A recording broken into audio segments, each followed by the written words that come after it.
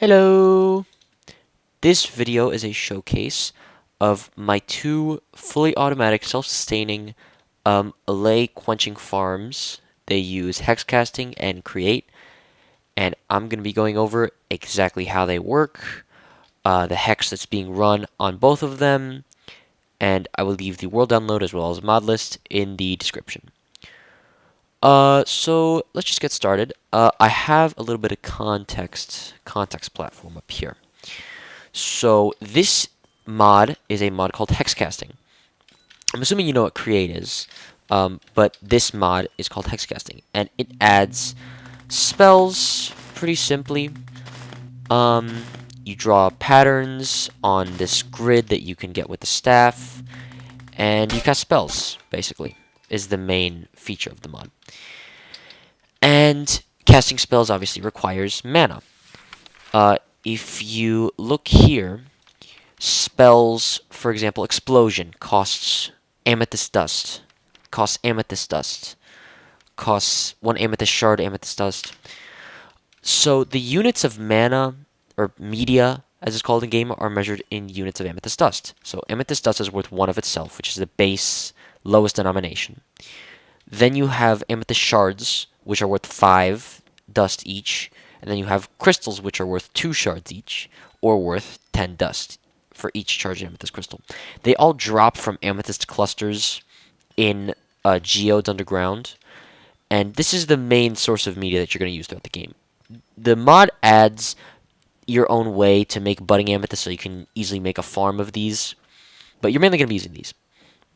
In the 1.20 version, though, there's another type. This is called Quenched Allay. You get it from these blocks of Quenched Allay, which you get from taking an Allay and just a block of amethyst and flaying the Allay's brain into the block by using this spell. Then, when you break this block, you get some amount of Quenched Allay shards, and this is special because not only is it worth 30 dust, but also, if I come in here into JI, you can craft the shard of Quenched Allay into the other denominations of media, which you cannot do with these denominations. You can't break charged crystals into shards or dust, but you can turn Quenched Allay into any of these three denominations, which makes it very, very valuable, on top of being worth 30 dust, like I said. Like I said, it's very easy to automate this, but it's very difficult to automate this. On that note, I have a video up here. This guy is called Axiom Ostains. He made the first farm, and I simply built off of it. You can see right here in the video. If I play the video for a little bit, you're going to see that me and his farm have some similarities. He's going to toggle his on. It's going to activate a jukebox. Breeds the allays with some amethyst shards. Amethyst blocks already placed. It's going to go around a little bit, and you're going to see very quickly that happens. Flays all the allays, and then breaks the blocks. Pretty simply. You can see the Quenched Allay shards coming in through here. Some get outputted, some get turned into shards, and recirculated back into the farm. I built my design off of this, so all credits go to him. I'm going to be linking his video in the description. You can see the similarities of my farm and his by just looking. This is my farm, and this is his design. They're pretty much like borderline identical. But mine has some slight modifications. You can see over here that he has this array of redstone pulse extenders and repeaters, which he uses to kill the allays. Because when you flay an allay, it doesn't actually kill them. It only just takes their mind and leaves their body there.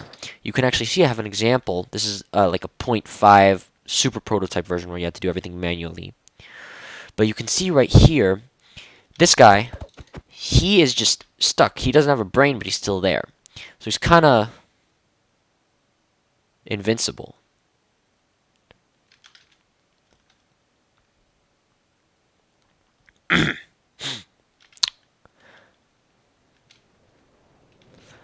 Anyway, back to the farm.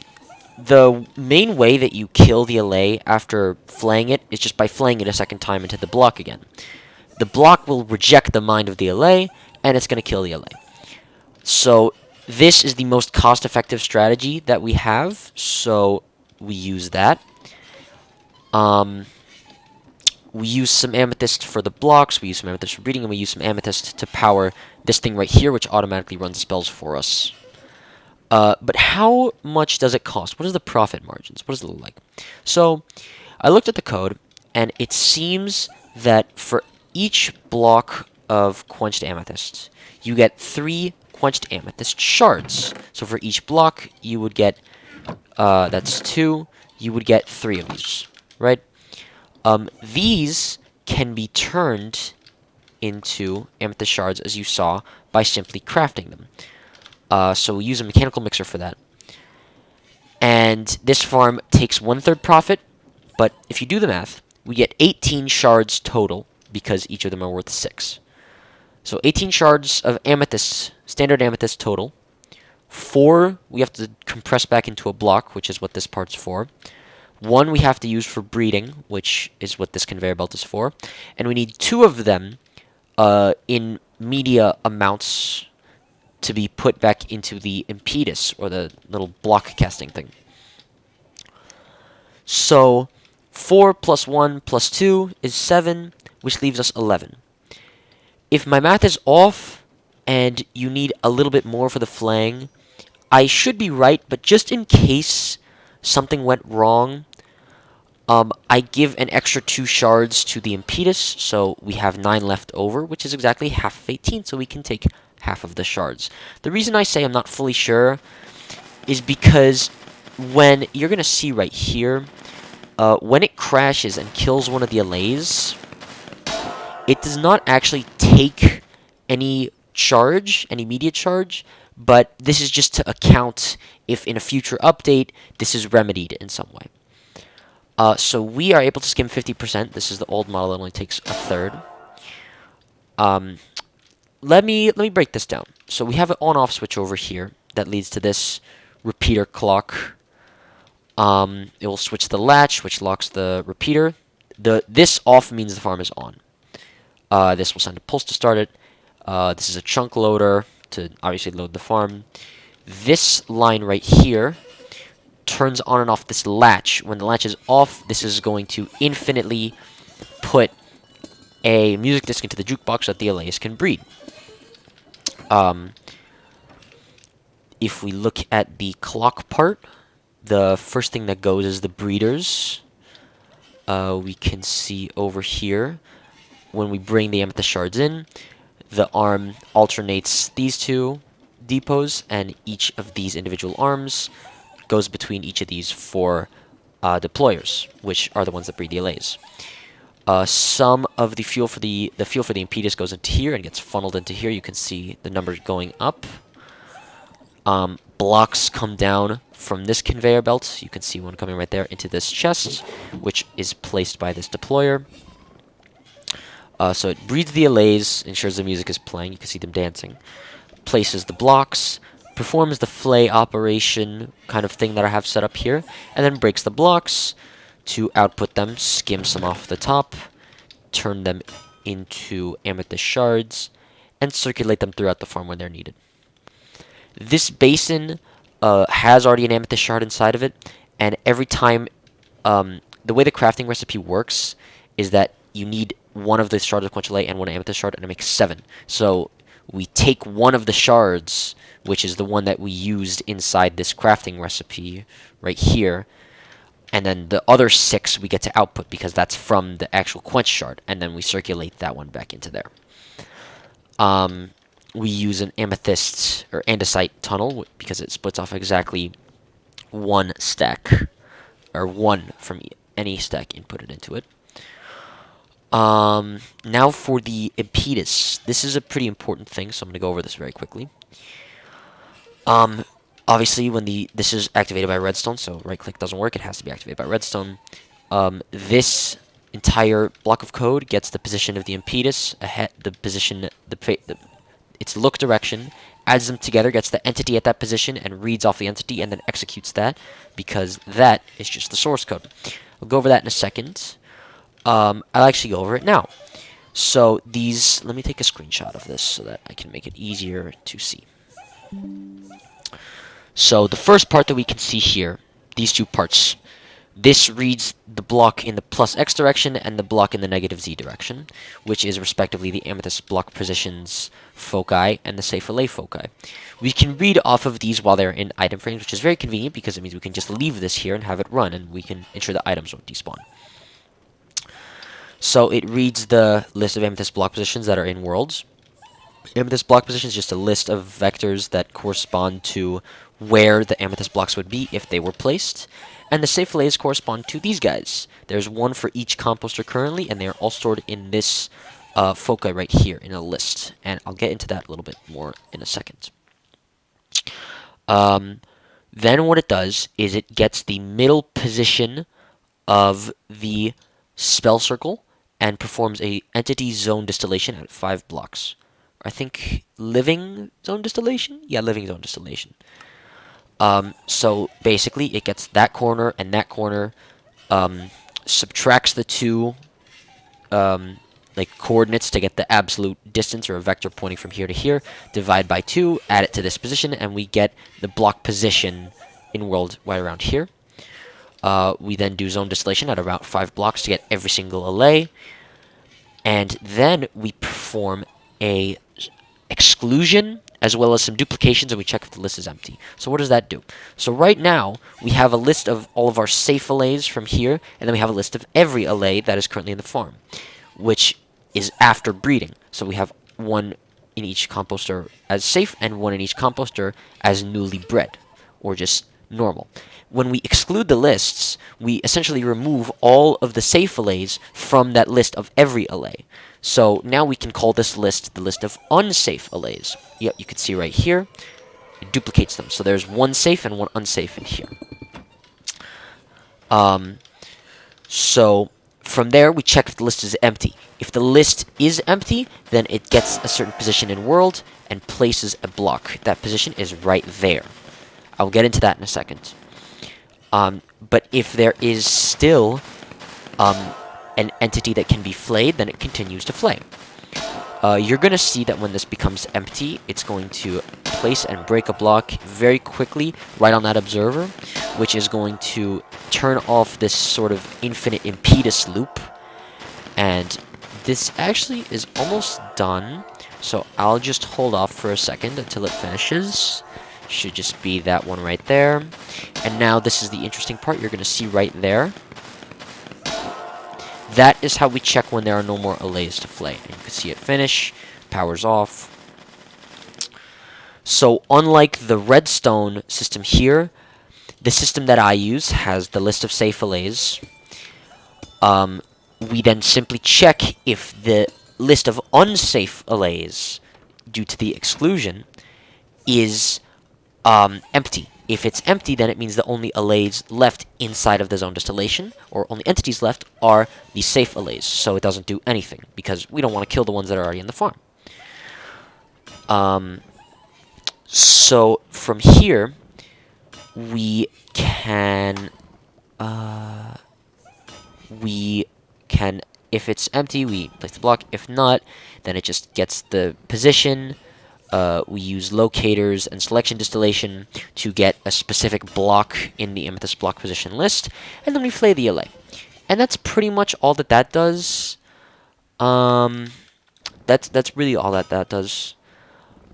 It's overall a pretty simple system, and I'm very happy that it doesn't actually use any external redstone, because it means you can scale this up as much as you want to.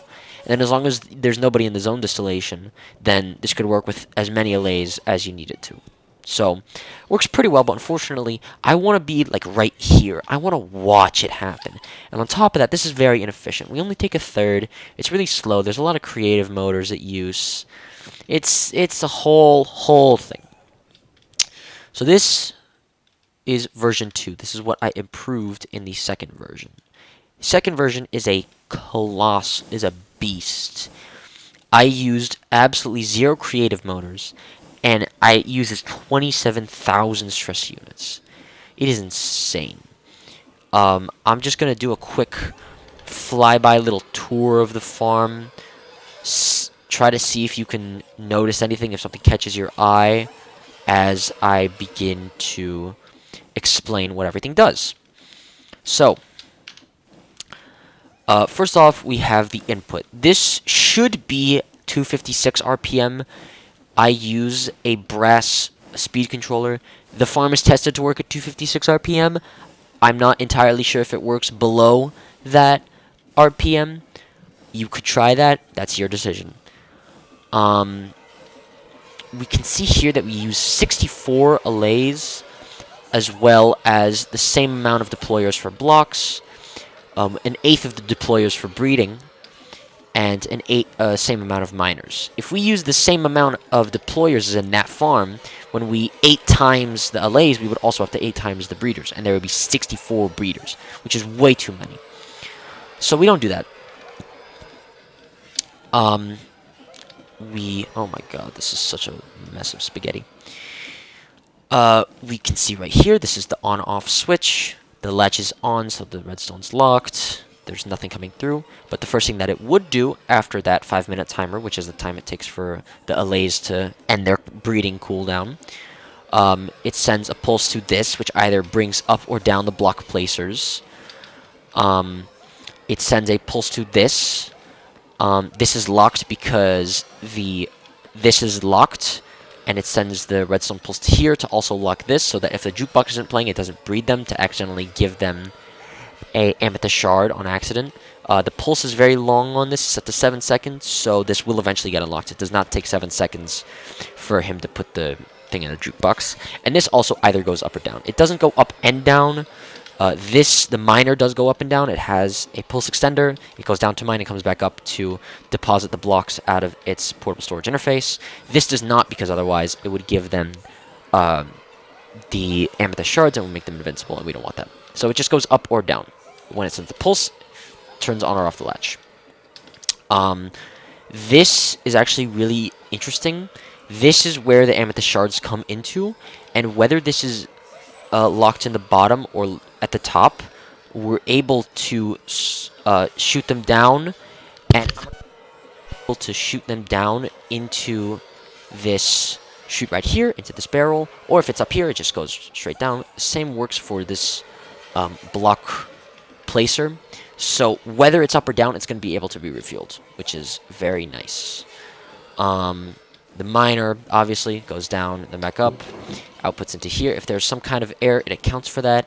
Something didn't flay, something broke. There's any amethyst blocks, they get crushed down into amethyst shards and recirculated. We got a single chunk loader andesite, because this all fits within the bounds of a single chunk. This was torture. We use 6 separate basins for 16 amethyst shards in each of these. And this farm produces about 18 stacks of quench delay shards per hour, or about a full double chest every 3 hours, which is a colossal amount of output. Let me close this, because we're not going to be needing this anymore. If we come down here, we're going to see there's this little redstone contraption for the cleric impetus to activate. Same sort of patterns as before, just read in front of it, which is the source code, and then activate. This is the error checker, the finish checker. This is where the shards go to power the impetus. This is the block that checks if it's done, and this block, unlike the old farm, is what powers the miner. The miner isn't powered on timer. Now, how exactly does this infinite loop toggle thing work? So, here we have a redstone comparator, and here is the power that we receive from the redstone clock. So when the redstone clock pulses the impetus, it switches on this latch, which toggles the impetus and makes it run the spell circle. When it gets to the end, that observer right there is going to power this pulse extender. Since this is powered, so this is powered here, and then there's a little bit of wire, and this is powered right here. So this is 15, while this is 13. So this is going to negate to 0, because this has to be greater than or equal to the side, and it's not for the 10 ticks that the pulse extender is on. So it sends a negative pulse, which allows the cleric impetus to repeat. This crash checker, if the spell error is here, this will trigger, and it will go here. And this does the exact same thing. And when it checks when it's done, finally, it places the block to toggle the miner. This block also turns off the latch so that no power is going to the impedance. This is the same design on the other farm. It's just this is slightly more compact. So we're using negative pulses to restart the impedance with a comparator. That's pretty much it, apart from the source code, which I will get into in a second. These mechanical arms.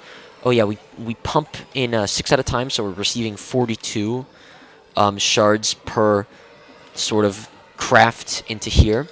So that's a perfect output of 42. There shouldn't be anything in here. Okay, well there is, whatever. We get 6 to go back to the mechanical arms, to go back to the basins, and then we split off the rest to continue on its path. This isn't as perfectly logisticized, but it doesn't really have to be. It's good enough, honestly, to work. This goes into here, and that whole thing is completely self-sustaining. And now we have the source code. This is pretty good, because in the last version, it was not universal. It was based on your X and Z coordinates. This version is, and I'm very proud of that.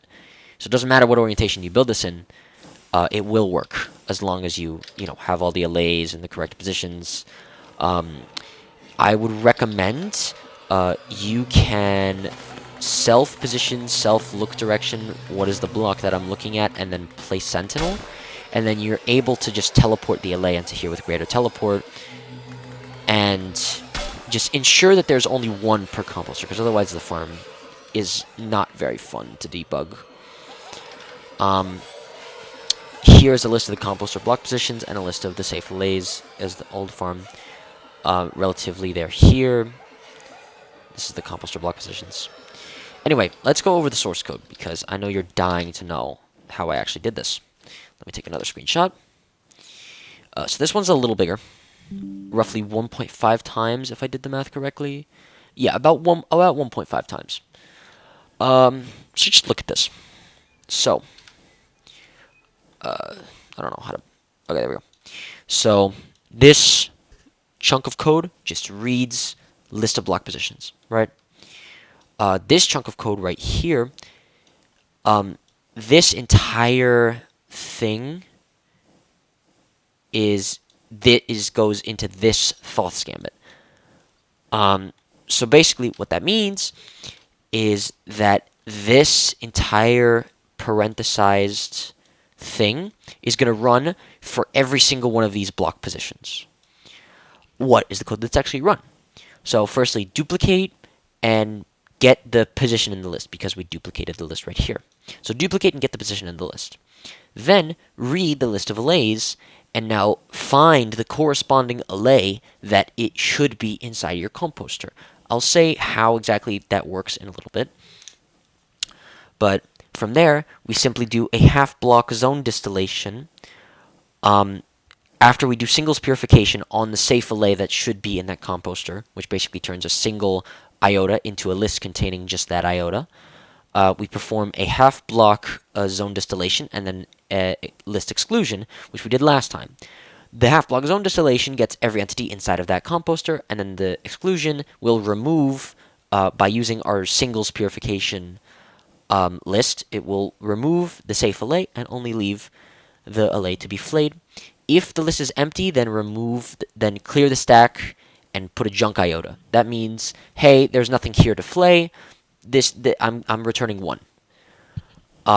If there is, then just get the correct block position and flay.